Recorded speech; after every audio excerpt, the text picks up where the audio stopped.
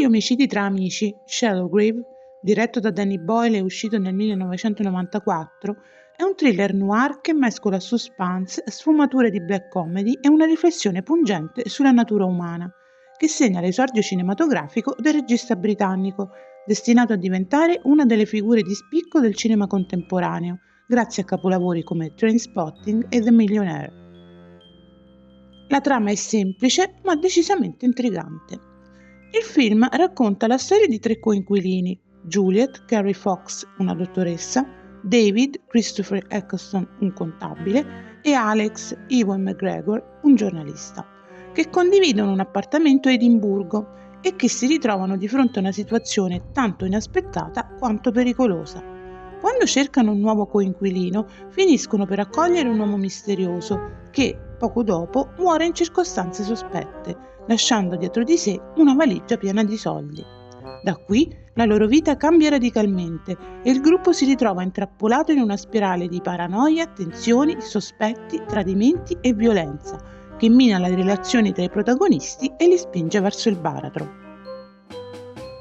La sceneggiatura di John Hodge è brillante per il modo in cui mescola umorismo nero, che bilancia la cupezza della storia, intrigo e critica sociale, mostrando come l'avidità possa corrompere le persone più insospettabili. La storia trae ispirazione dai racconti di Canterbury di Geoffrey Chaucer, padre della letteratura inglese. La messa in scena moderna affronta tematiche universali come l'avidità, la sincerità, l'amicizia e l'omicidio. La regia di Danny Boyle è sorprendente per essere un'opera prima. Il ritmo è serrato e la tensione cresce scena dopo scena, costruendo un'atmosfera claustrofobica e inquietante, grazie a un uso sapiente degli spazi chiusi dell'appartamento. Questa crescita graduale ma inesorabile mantiene lo spettatore incollato allo schermo fino alla fine. Gli attori sono uno dei punti forti del film. Le loro performance sono memorabili, in particolare quella di Ewan McGregor nel ruolo di Alex e alla sua prima collaborazione con Boyle, che qui offre una delle sue prime interpretazioni di rilievo, sfoggiando il carisma che lo renderà una star. Il film rappresenta, appunto, il primo ruolo da protagonista per un giovane Ewan McGregor, allora sconosciuto. La collaborazione con Danny Boyle proseguirà con successo in Trainspotting 1996, consolidando la fama di entrambi nel panorama cinematografico internazionale. Carrie Fox e Christopher Eccleston completano il trio principale con interpretazioni altrettanto solide, soprattutto Eccleston, che offre una performance intensa e brilla nella trasformazione psicologica del suo personaggio, aggiungendo profondità al racconto e dando vita a un protagonista complesso e sempre più disturbato man mano che la storia si sviluppa. La fotografia di Brian Tufano è uno degli elementi più distintivi del film. Utilizza una palette cromatica fredda, tagliente, fortemente claustrofobica per enfatizzare il clima di tensione e alienazione, catturando alla perfezione l'atmosfera cupa di Edimburgo. L'uso delle luci è particolarmente significativo. I toni cupi dell'appartamento contrastano con i bagliori violenti delle scene più intense, amplificando il senso di claustrofobia e paranoia che pervade la storia, rendendo il film visivamente accattivante grazie anche a un uso intelligente delle inquadrature. Il montaggio, curato da Masahiro Hirakubo, è dinamico e incisivo, in perfetta sintonia con il ritmo narrativo. La scelta di alternare sequenze di apparente tranquillità con esplosioni improvvise di violenza contribuisce a mantenere alta l'attenzione dello spettatore. Le transizioni tra le scene, spesso rapide e destabilizzanti, rafforzano il senso di precarietà emotiva. La musica di Simon Boswell sottolinea abilmente i momenti più drammatici, alternando tonalità sottili e accenni più cupi per accompagnare le evoluzioni emotive della trama. L'appartamento in cui si svolge gran parte del film è un personaggio a sé stante.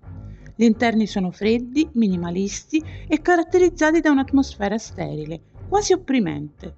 Questo setting riflette simbolicamente l'isolamento e il deterioramento morale dei protagonisti.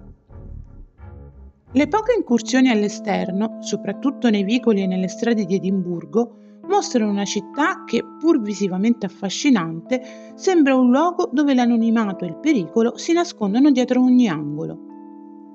A proposito dell'ambientazione, sebbene la storia sia ambientata a Edimburgo, gran parte delle riprese si sono svolte a Glasgow. Questo per sfruttare un finanziamento di 150.000 sterline stanziato dalla Glasgow Film Fund.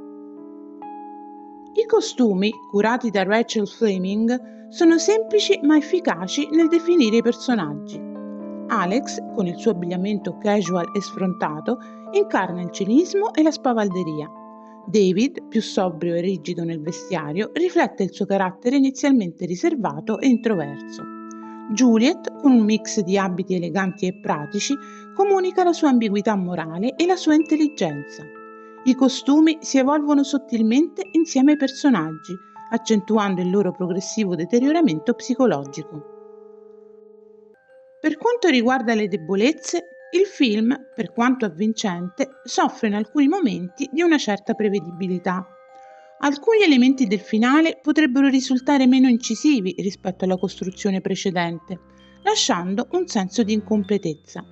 Tuttavia, questo non compromette il valore complessivo dell'opera.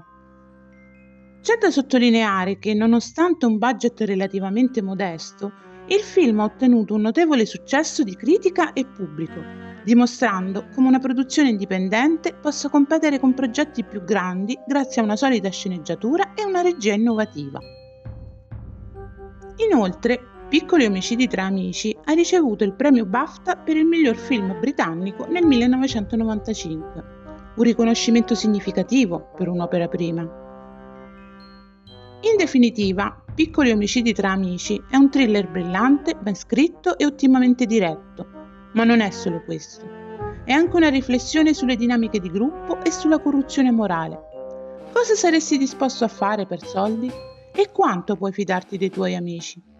Queste sono domande che il film pone con cinismo e brutalità, lasciando lo spettatore a riflettere. Gli elementi tecnici, curati nei minimi dettagli, contribuiscono a rendere l'opera visivamente e stilisticamente memorabile, capace di immergere lo spettatore in un'atmosfera tanto affascinante quanto inquietante. In conclusione, Piccoli omicidi tra amici è un debutto straordinario che preannuncia il talento di Danny Boyle. È un film che intrattiene, inquieta e spinge a riflettere sulla natura umana e sulle scelte morali in situazioni estreme. Consigliato agli amanti dei thriller psicologici e delle storie dal sapore dark. Perfetto per chi ama i film che combinano tensione, humor e una buona dose di cinismo. Perciò, se non l'avete ancora visto, vi consiglio di recuperarlo subito. Voto 8,5 su 10.